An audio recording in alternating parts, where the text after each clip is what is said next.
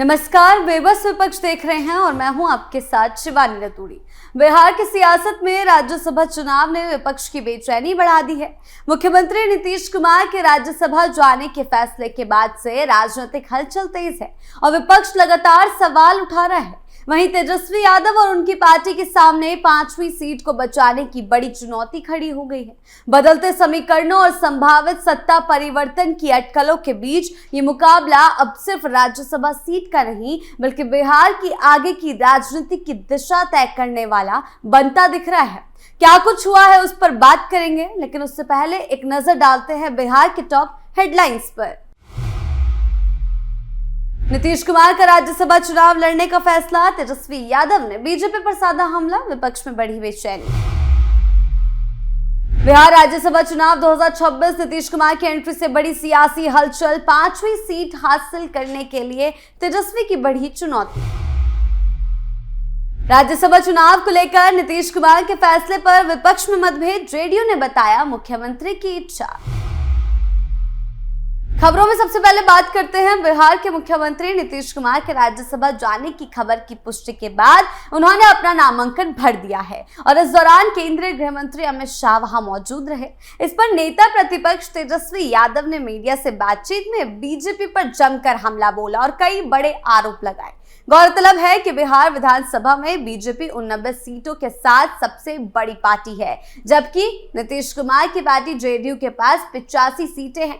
तेजस्वी यादव ने बीजेपी पर तंज कसते हुए कहा कि नीतीश कुमार को दुल्हा बनाकर घोड़ी पर तो चढ़ा दिया, लेकिन शादी किसी और के साथ करा दी। उनका कहना है कि ये सब पहले से ही तय था। चुनाव से पहले और चुनाव के दौरान भी हमने कहा था कि भारतीय जनता पार्टी नीतीश कुमार को मुख्यमंत्री नहीं रहने देगी। उनका कहना है कि नीतीश कुमार के साथ उनकी पूरी सहानुभूति है और वो उनके स्वस्थ भविष्य की कामना करते हैं। तेजस्वी यादव ने कहा कि जब नीतीश कुमार हमारा साथ छोड़कर गए थे तब उनके पास कोई वाजिब कारण भी नहीं था। उन्होंने कहा कि हमने तब भी आगाह किया कि भारतीय जनता पार्टी जेडीयू को पूरी तरह खत्म कर देगी। 2025 का चुनाव पूरे तंत्र मंत्र के साथ हुआ था, लेकिन नतीजा सबके सामने है। उनका कहना है कि बीजेपी ने जिसके साथ भी गठबंधन किया उसे बर्बाद करने का काम किया। यही महाराष्ट्र का फॉर्मूला है जो बिहार में भी लागू किया जा रहा है। तेजस्वी ने आरोप लगाया कि बीजेपी ने जेडीयू को पूरी तरह हाईजैक कर लिया है।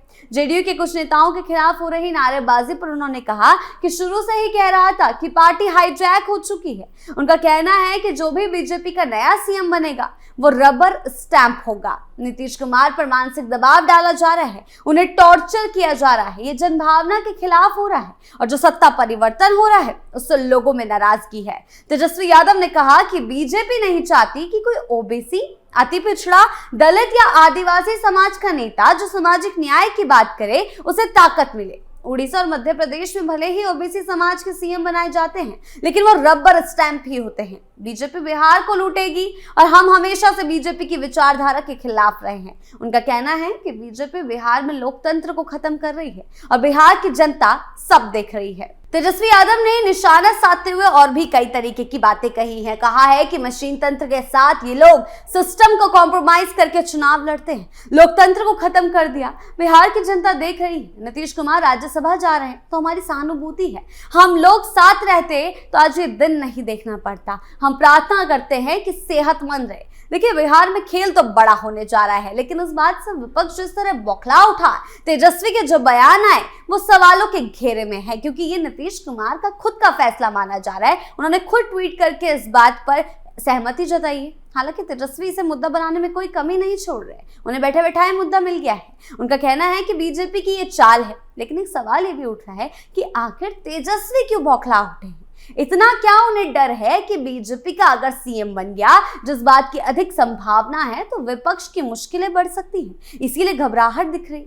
क्या जिस हिसाब से सम्राट चौधरी के भी मुख्यमंत्री बनने की अटकलें हैं वो विपक्ष को और डरा रही हैं, क्योंकि पिछले दिनों में हमें देखने को भी मिला था कि किस हिसाब से सम्राट के एक्शंस के कारण विपक्षी खेमे की मुश्किलें बढ़ी और वो बौखलाया हुआ था और वो कैसे लगातार हमलावर रहे सम्राट चौधरी पर। बिहार में बड़ा खेल होने जा रहा है, लेकिन उस खेल से आरजेडी में बवाल मचना तय दिख रहा है। बात करते हैं अगली खबर की। बिहार में राज्यसभा की 5 सीटों के लिए होने वाला चुनाव इस बार सियासी तौर पर बेहद दिलचस्प हो गया है। उम्मीदवारों के चयन ने ऐसे समीकरण खड़े कर दिए जिनकी पहले किसी को भी उम्मीद नहीं थी। एनडीए की ओर से 5 में से 2 सीटों पर जेडीयू, 2 पर भाजपा और 1 सीट पर रालोमो का उम्मीदवार मैदान में होगा। जेडीयू की सूची में सबसे चौंकाने वाला नाम मुख्यमंत्री नीतीश कुमार का सामने आया। 2005 से बिहार की सत्ता संभाल रहे सीएम नीतीश कुमार के अचानक राज्यसभा जाने के फैसले ने राजनीतिक हलकों में हलचल पैदा कर दी। उनके इस फैसले को लेकर सत्ता और विपक्ष दोनों में चर्चा तेज है। आरजेडी को ये सीट जीतने के लिए एआईएमआईएम और बीएसपी की मदद चाहिए होगी। क्या तेजस्वी उन्हें मना पाएंगे? क्या कोई बड़ा खेल होने से बच पाएगा? क्या 5वीं सीट भी कहीं बीजेपी यानी कि एनडीए के पाले में ना चले जाए? क्योंकि अगर तेजस्वी विधायकों को अपनी ओर खींचने में कामयाब नहीं हुए तो उन पर बड़ी गाज गिर सकती है। अगर बीजेपी ने कोई बड़ा खेल कर दिया तो 5वीं सीट भी एनडीए के खाते में जा सकती है। बीजेपी जेडीयू ने अगर कोई खेल कर दिया जो तेजस्वी के लिए एक बड़ा झटका साबित हो सकता है। राज्यसभा चुनाव को लेकर माहौल अभी गहमा गहमी साफ तौर पर देखने को मिल रही है। इसी कारण प्रदेश की सियासत गरमाई हुई है और इसी कारण आरजेडी में पेच फंसा हुआ है और सवाल उठ रहे हैं कि क्या तेजस्वी 5वीं सीट पर बाजी मार पाएंगे? क्या वो अपने सहयोगियों को साधने में कामयाब हो पाएंगे? क्या उनकी पार्टी के सभी विधायक एकजुट रहेंगे, जिसके चलते राज्यसभा के लिए उनके काफी ताकत लगानी पड़ रही है? 5वीं सीट पर सभी की नजरें बनी हुई हैं कि कौन इस सीट पर बाजी मारेगा। क्या तेजस्वी खेल कर पाएंगे या उन्हें किसी बड़े झटके का सामना करना पड़ेगा? बात करते हैं अगली खबर की। बिहार की सियासत में राज्यसभा चुनाव को लेकर हलचल तेज है, जिसके बाद से विपक्ष की ओर से तरह तरह की प्रतिक्रियाएं अब देखने को मिल रही है। जब से नीतीश कुमार ने नामांकन भर लिया, खुद तेजस्वी क्या कहना है वो तो हमने आपको बताया, लेकिन इस मुद्दे पर सिर्फ बिहार नहीं बल्कि अलग अलग राज्यों में भी बवाल मचना शुरू हो गया। यूपी में भी समाजवादी पार्टी की ओर से बयान आना शुरू हो गए। इसे लेकर माहौल बनाने की कोशिश की जा रही है 2027 के लिए भी कि बीजेपी यही काम करती है, अपने सहयोगियों को धोखा देती है और बीजेपी को घेरना शुरू कर दिया गया है। बयान तो तरह तरह के सामने आ रहे हैं, लेकिन सबसे चौंकाने वाला जो बयान सामने आया है वो है कांग्रेस नेता अखिलेश प्रसाद सिंह का। उनका कहना है कि इन चुनाव प्रचार के दौरान भी ये बात कहते थे कि जो बीजेपी की राजनीतिक रणनीति रही उससे ये समझा जा सकता है उसी राजनीतिक प्रक्रिया के तहत उन्हें नीतीश कुमार भी राज्यसभा में भेजा जा रहा है। वो तो निश्चित तौर पर नीतीश कुमार के नाम से लिया गया था। ये सच्चाई है कि चुनाव नीतीश कुमार के नाम से लिए गए थे, ऐसा उनका कहना है, लेकिन नीतीश कुमार का तो अपना फैसला है। मैं इस बात से सहमत नहीं हूं कि ये साजिश है। इसमें साजिश क्या है? जब नीतीश कुमार ने खुद घोषणा की कि वो खुद कह रहे हैं कि वो राज्यसभा जा रहे हैं, जहां पूरा विपक्ष बीजेपी को घेर रहा है, वहीं कांग्रेस के अंदर से इस तरह के बयान का सामने आना दिखाता है कि कैसे विपक्ष मुद्दा गढ़ने की कोशिश तो करता है, लेकिन अपनी उलझी हुई रणनीति के कारण खुद ही फंस जाता है।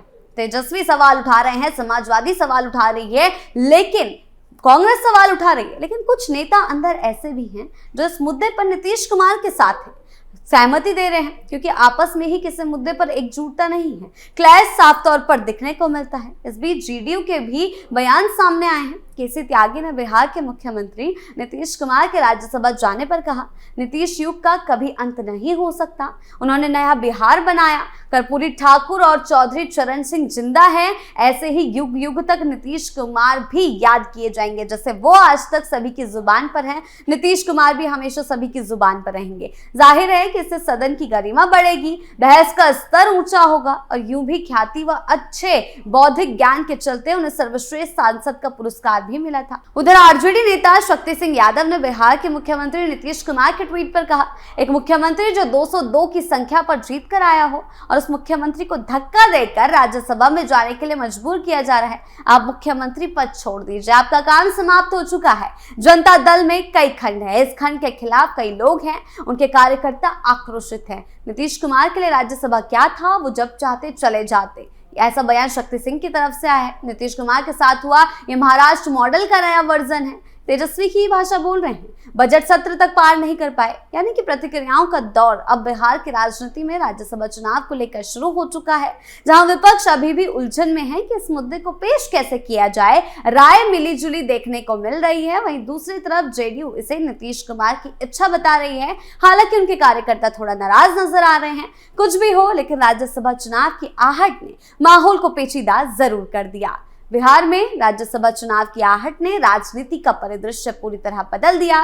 नीतीश कुमार के फैसले ने न सिर्फ विपक्ष को बेचैन किया, बल्कि 5वीं सीट पर होने वाले महासंग्राम ने पूरे सियासी समीकरणों को पेचीदा बना दिया है।